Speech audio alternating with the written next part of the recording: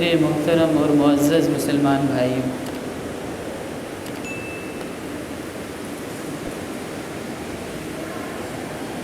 جامع ترمذی حدیث شریف کی ایک بڑی مستند اور معتبر کتاب ہے۔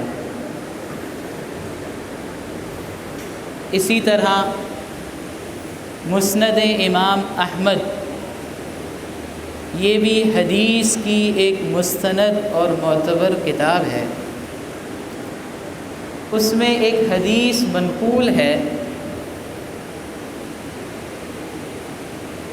اسی حدیث کا مذاکرہ کرنا آج کی اس نشست کا مقصد ہے۔ وہ حدیث ایسی ہے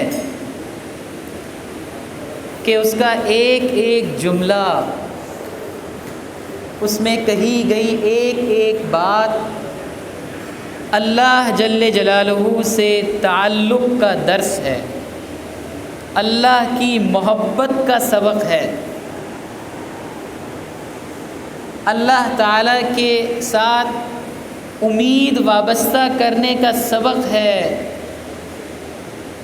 مخلوق کے ساتھ کیسا رویہ ہو اس کا ڈھنگ سکھایا گیا ہے، پریشانی کا مقابلہ، مصیبت کا مقابلہ، آزمائش کا مقابلہ کیسے کیا جائے اس کا سلیقہ بتایا گیا ہے۔ ایک ایک جملہ اس حدیث کا ایسا قیمتی اور انمول ہے کہ یقین کیجئے یہ حدیث اس بات کی مستحق ہے کہ اسے یاد کر کے اس کے مضمون، اس کے موضوع کو روزانہ یا گاہے گاہے وقفے سے ذرا اپنے ذہن میں تازہ کر لیا جائے۔ اور یاد کرنے کا سب سے اچھا ذریعہ یہ ہے کہ اس حدیث کو دوسروں کو سنایا جائے، دوسروں کو سنایا جائے اس نیت سے، اس مقصد سے کہ میں اس دوسرے کو سنا رہا ہوں، اس لیے نہیں کہ میں اس کی اصلاح کرنا چاہتا ہوں، بلکہ اس لیے کہ میں اس تک یہ بات پہنچاؤں اور یہ بات خود میرے دل میں گہری ہو جائے، مجھے یہ حدیث اچھی طرح میرے عمل سے وابستہ ہو جائے۔ اس لیے اس حدیث کو اپنے گھر والوں کو سنائیے، اپنے ماتحتوں کو سنائیے، اپنے ساتھیوں دوستوں تک پہنچائیے۔ جیسے زور سے گیند دیوار پر پھینکی جاتی ہے، جتنی زور سے اتنی زور سے اپنے طرف آتی ہے، ایسے ہی اس حدیث کو جتنا میں اور آپ سنائیں گے، سکھائیں گے، ویسے ہی یہ حدیث ہمارے دل میں بھی اترے گی انشاءاللہ۔ اللہ تعالی ہمیں عمل کرنے والا بنا دے۔ کہنے سننے سے زیادہ قیمت عمل کی ہے، کہنے سننے سے زیادہ قیمت عمل کی ہے۔ اگر عمل نہیں ہے تو ٹھیک ہے، اچھا کہا، اچھا سنا، وہ نیکی ہے، لیکن اس کا کوئی عملی فائدہ حاصل نہیں ہوا، جو نتیجہ اور مقصد تھا وہ حاصل نہیں ہوا۔ اس لیے کہنے سننے سے زیادہ قیمت عمل کی ہے۔ اللہ تعالیٰ یہ باتیں ہمارے عمل میں پیدا فرما دے۔ حضرت ابن عباس رضی اللہ تعالی عنہ آپ صلی اللہ علیہ وسلم کے چچا زاد بھائی ہیں، عمر میں کم تھے تو آپ صلی اللہ علیہ وسلم کی زیر کفالت ہی رہے، آپ صلی اللہ علیہ وسلم کی زیر تربیت رہے ہیں، اور امت کے سب سے بڑے مفسر قرآن کہلائے گئے ہیں۔ آپ صلی اللہ علیہ وسلم نے انہیں قرآن فہمی کی خصوصی دعا دی تھی کہ اے اللہ اس لڑکے کو قرآن کا اور دین کا فہم نصیب فرما۔ سیدنا ابن عباس، حضرت عبداللہ بن عباس، یہ ان کا پورا نام ہے، وہ کہتے ہیں کہ کنت خلف النبی صلی اللہ علیہ وسلم، میں رسول اللہ صلی اللہ علیہ وسلم کے پیچھے سواری پر سوار تھا۔ آپ صلی اللہ علیہ وسلم نے مجھے مخاطب کرتے ہوئے ارشاد فرمایا، یا غلام، اور ایک روایت میں یا غلیم، اے لڑکے، اے چھوٹے بچے۔ اس وقت ان کی عمر کم ہے۔ یہ بھی میرے اور آپ کو سمجھنے، میرے اور آپ کے لیے سمجھنے کی چیز ہے کہ میں اور آپ اپنے بچوں کی تربیت کیسے کریں۔ اس کی وہ نو عمر لڑکا ہے، نو عمر لڑکے ہیں وہ اس وقت، ان کی عمر پختہ نہیں ہے، لیکن انہیں کیسے آپ صلی اللہ علیہ وسلم اللہ کا تعارف کروا رہے ہیں، اللہ سے تعلق سکھا رہے ہیں، اللہ سے جوڑ رہے ہیں۔ میں اور آپ اپنے بچوں کی تربیت خود اپنی ذات کے لیے بھی، خود اپنی ذات کو بھی اللہ سے وابستہ کرنے کی کوشش کریں، اور اپنے بچوں کی تربیت کیسے کریں یہ حدیث ہمیں سکھا رہی ہے۔ 9 عمر لڑکے ہیں اور آپ صلی اللہ علیہ وسلم انہیں یہ باتیں سکھا رہے ہیں، توحید سکھا رہے ہیں، اللہ کی محبت سکھا رہے ہیں۔ دیکھیے فرمایا اے لڑکے الا اعلمک کلمات، کیا میں تمہیں چند ایسی باتیں نہ سکھاؤں کہ جن باتوں سے تنتفع بہن، یا اس طرح کے الفاظ ہیں کہ تو ان سے فائدہ اٹھائے، نفع اٹھائے۔ حضرت ابن عباس فرماتے ہیں بلا، کیوں نہیں، اللہ کے رسول ضرور سکھائیے، ضرور بتائیے، ضرور ارشاد فرمائیے۔ آپ صلی اللہ علیہ وسلم فرماتے ہیں پہلا جملہ احفظ اللہ یحفظک، چھوٹا سا جملہ ہے 3 الفاظ کا، احفظ اللہ یحفظک، اے لڑکے اللہ کا دھیان رکھو، احفظ اللہ، اللہ کا دھیان رکھنا، اللہ کا دھیان رکھنا، یحفظک، وہ تیری حفاظت کرے گا، وہ تیرا دھیان رکھے گا، تیرا خیال رکھے گا۔ ہمیں، مجھ سمیت ہم سب کو اللہ کی حفاظت کی ضرورت ہے یا نہیں ہے؟ پریشانیوں سے، غموں سے، تکلیفوں سے، مصیبتوں سے، آزمائشوں سے مجھے اور آپ کو اللہ کی حفاظت کی ضرورت ہے یا نہیں؟ ہر لمحہ، ہر وقت، ہر آن، ہر گھڑی ہے یا نہیں؟ اس کا سلیقہ، اس کا طریقہ، اس کا نسخہ کیا ہے؟ احفظ اللہ، تو اللہ کا دھیان رکھنا، اللہ کا خیال رکھنا، اللہ جیسا چاہتے ہیں ویسا کرنا، جن باتوں سے اللہ ناراض ہوتے ہیں ان سے بچنا، یہ ہے دھیان رکھنا اللہ کا۔ اللہ کا دھیان رکھنا بھائی، گھر میں ہو تب بھی، بازار میں ہو تب بھی، ملازمت پر ہو تب بھی، کسی عہدے منصب پر ہو تب بھی، اکیلے میں ہو تب بھی اللہ کا دھیان رکھنا، سب کے ساتھ ہو تب بھی اللہ کا دھیان رکھنا، اللہ کا دھیان رکھنا، اللہ تمہارا دھیان رکھے گا۔ جزم کے ساتھ، پکی شدت کے ساتھ فرمایا ہے، اللہ کی حفاظت لینی ہے، اللہ کی حفاظت اگر حاصل کرنی ہے اس کا طریقہ یہ ہے، اللہ کا تم دھیان رکھو، اللہ تمہارا دھیان رکھے،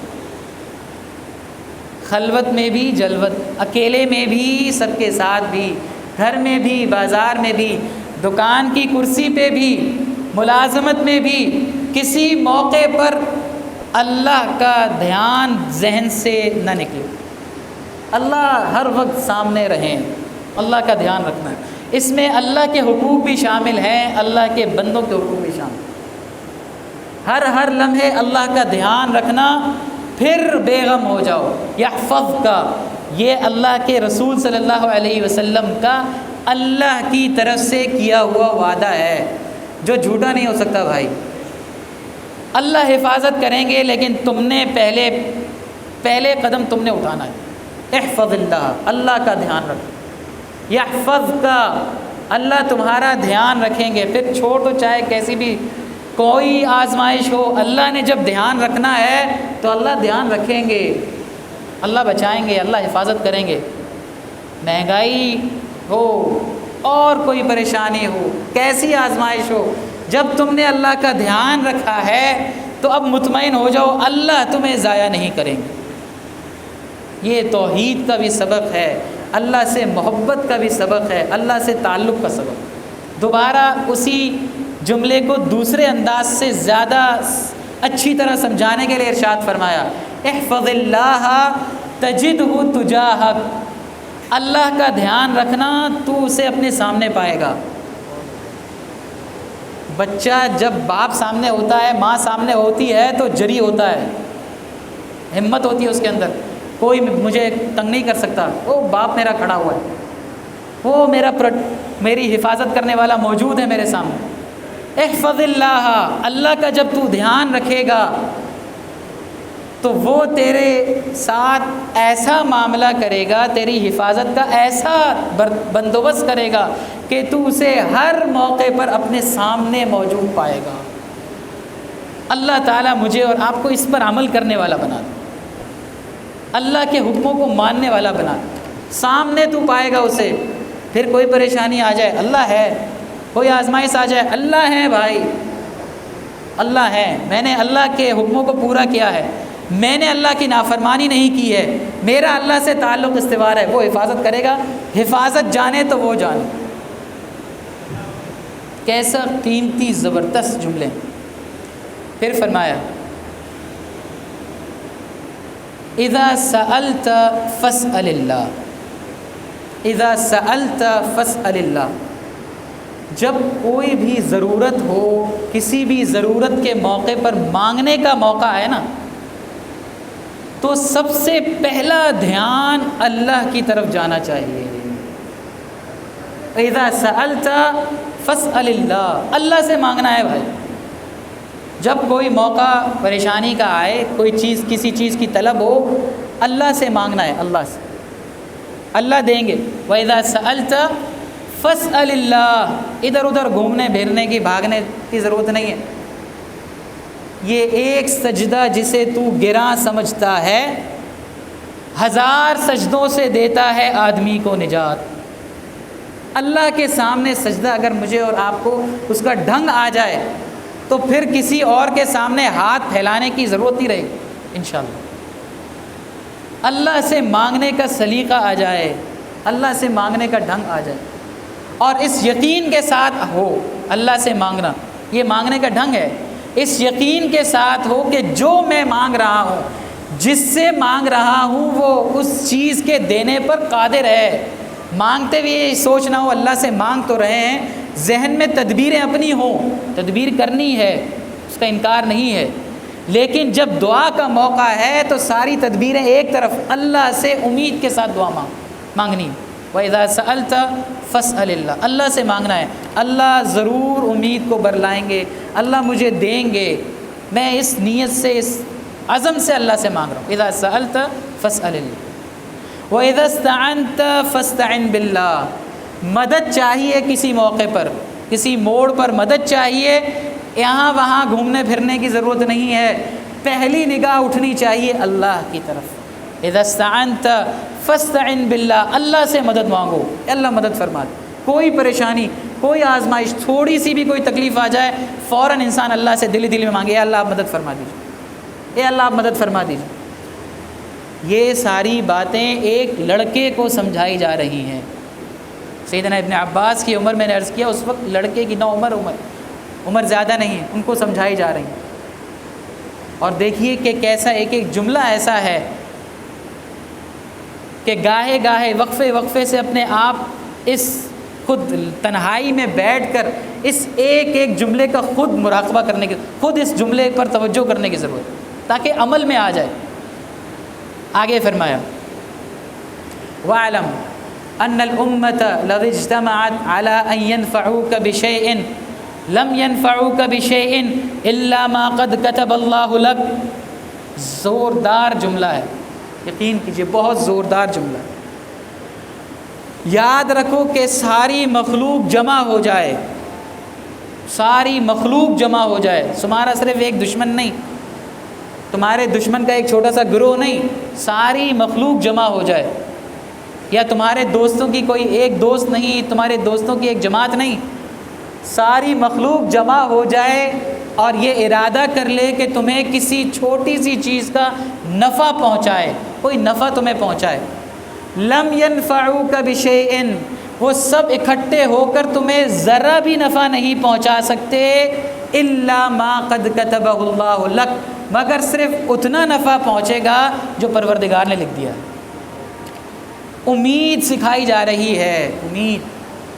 انسانوں سے تعلق جب دکھ دیتا ہے تو ان امیدوں کا ٹوٹنا دکھ دیتا ہے جو میں اور آپ انسانوں سے وابستہ کرتے ہیں کہ یہ بندہ میرا یہ کام آئے گا، یہ فلاں شخص میرے یہ کام آئے گا۔ امید رسول اللہ صلی اللہ علیہ وسلم ہمیں سمجھا رہے ہیں کہ امید جوڑنی ہے تو اللہ سے جوڑنی ہے، ساری مخلوق جمع ہو کر ایک ذرہ بھر بھی نفع نہیں پہنچا سکتی ہے مگر اتنا جو اللہ نے لکھ دیا ہے، تو پھر امید اللہ سے وابستہ کی جائے نا، امید اللہ سے ہی وابستہ کی جائے، اور اسی امید سے اللہ سے مانگا جائے اللہ آپ نفع پہنچا دیجیے۔ اور دوسری طرف وَلَوْ اجْتَمَعُوا عَلَىٰ أَن يَضُرُّوكَ بِشَيْءٍ لَمْ يَضُرُّوكَ بِشَيْءٍ إِلَّا مَا قَدْ كَتَبَهُ اللَّهُ عَلَيْكَ۔ یہ شجاعت سکھائی جا رہی ہے، بہادری سکھائی جا رہی ہے، مخلوق کا خوف دل سے نکالا جا رہا ہے۔ پریشانی یہ ہوتی ہے فلانا نقصان پہنچا دے گا، فلانا نقصان پہنچا دے گا، فلانا اثر کروا دے گا، جادو کروا دے گا، فلانا یوں مجھے نقصان پہنچا دے گا، فلانا میرے خلاف یہ تدبیر سازی کر رہا ہے، فلانا یہ مکر کر رہا ہے۔ یہ حدیث ہمیں اس بات کی طرف یہ جملہ یہ ٹکڑا ہمیں اس بات کی طرف توجہ دلا رہا ہے کہ خوف مخلوق کا نہیں رکھنا۔ ساری مخلوق اگر جمع ہو کر تمہیں تھوڑا سا بھی نقصان پہنچانا چاہے، یہ تھوڑا سا کے لفظ قرآن یہ اس حدیث کے الفاظ میں شیئن، تھوڑا سا بھی نقصان پہنچانا چاہے، لم یضروک بشیئن، کچھ بھی نقصان نہیں پہنچا سکتے، الا ما قد کتبہ اللہ علیک، مگر اتنا نقصان تو پہنچ کر رہے گا جو اللہ نے لکھ دیا ہے، اللہ نے لکھ دیا ہے وہ پہنچنا ہے۔ اب اس آزمائش اور پریشانی جو پہنچنی ہے اس کا مقابلہ کیسے کرنا ہے، اس کا مقابلہ کیسے کرنا ہے، یہ امید اور خوف سکھایا۔ اس کے بعد پریشانی کا مقابلہ، وَاعْلَمْ أَنَّ الصَّبْرَ عَلَىٰ مَا تَكْرَهُ فِيهِ خَيْرٌ كَثِيرٌ، یاد رکھو جو ناپسندیدہ معاملہ تمہارے ساتھ پیش آتا ہے، کوئی پریشانی آئی، کوئی آزمائش آئی، کوئی بیماری آئی، کوئی تنگی آئی اور تم اس پر صبر کر رہے ہو، ناپسندیدہ معاملے پر صبر ہے انسان کے اختیار، واویلا کرنے کا فائدہ نہیں ہوتا بھائی۔ ہاں اللہ کے سامنے انسان اپنا شکوہ، اللہ کے سامنے اپنا دکھڑا روئے تو اس کا فائدہ ہے، باقی دنیا کے سامنے واویلے کا کوئی فائدہ نہیں۔ یہ جملہ ہے تسلی کا، یہ تسلی دی جا رہی ہے کہ جس ناپسندیدہ معاملے پر تم صبر کر رہے ہو، جس آزمائش کو تم سہ رہے ہو، یاد رکھو کہ اس میں تمہیں سمجھ میں آئے یا نہ آئے تمہارے لیے بڑی بہتری ہے۔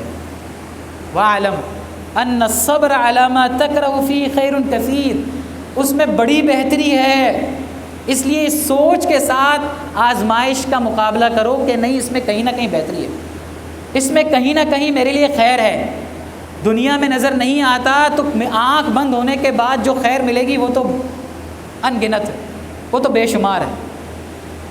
تو جس ناپسندیدہ چیز پر صبر کر رہے ہو اس میں یہ سوچو کہ بڑی خیر ملنے والی ہے، اور ساتھ یہ بھی یاد رکھو کہ وَأَنَّ النَّصْرَ مَعَ الصَّبْرِ، اللہ کی طرف سے مدد اترتی ہے صبر کرنے پر، ان النصر مع الصبر، صبر کرنے پر اللہ کی مدد اترتی ہے۔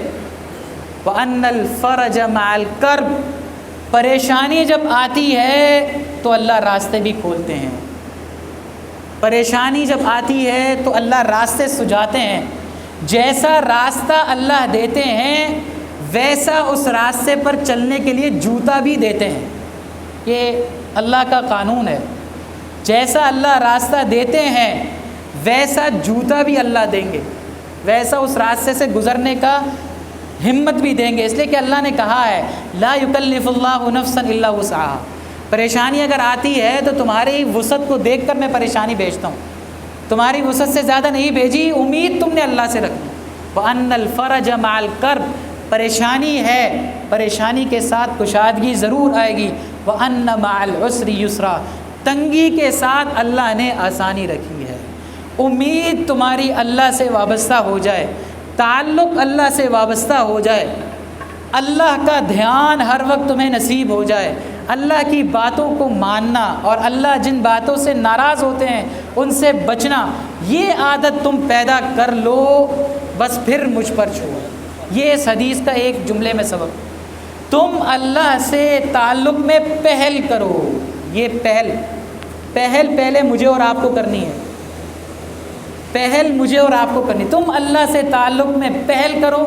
باقی سمجھانے کے لیے اگر میں کہوں تو جیسا کوئی بڑا کہتا ہے بھائی جو کرنا ہے کر گزرو، میں دیکھ لوں گا، میں پیچھے کھڑا ہوں، اللہ تعالیٰ مجھے اور آپ کو یہ سمجھا رہے ہیں کہ تم میرا دھیان رکھو، میری باتوں کو مانو، باقی میں سنبھال لوں۔ باقی میں تمہارے ساتھ ہوں، پریشان ہونے کی ضرورت نہیں، غم کرنے کی ضرورت نہیں۔ اللہ تعالیٰ کہنے سننے سے زیادہ عمل کرنے والا بنا دے۔ اللہ تعالیٰ اپنی ذات کے ساتھ سچا تعلق نصیب فرما دے۔